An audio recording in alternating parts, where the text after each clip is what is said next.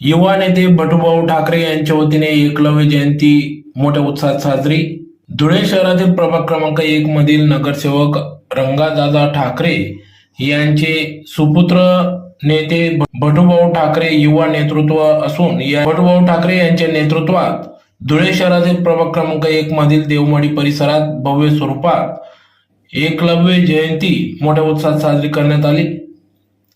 दरवर्षी सालाबादाप्रमाणे 7 जून या दिवशी या ठिकाणी भगवान वीर एकलव्य जयंती मोठ्या उत्साहात साजरी होत असते।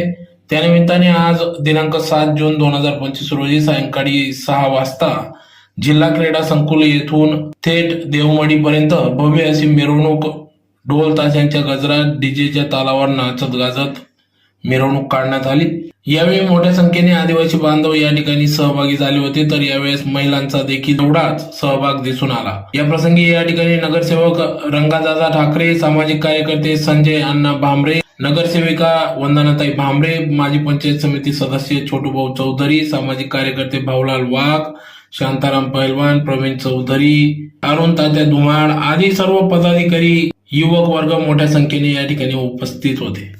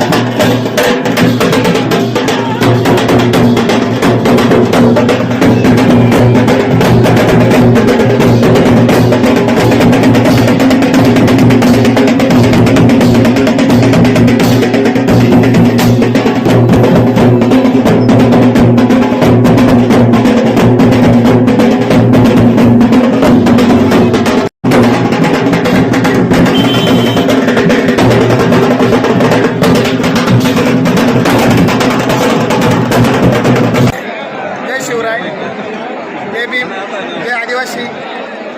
आज 7 जून आम्ही भगवान महादंडनायक भगवान एकलव्य जयंती साजरा करतो व आम्ही नेहमी दर सालेप्रमाणे साजरा करतोय व यावर्षी आम्ही साजरा केलेले आहे। यावर्षी खूपच संख्येने आदिवासी बांधव खूपच जयंतीमध्ये आमच्या सामील झालेले, त्यांना मी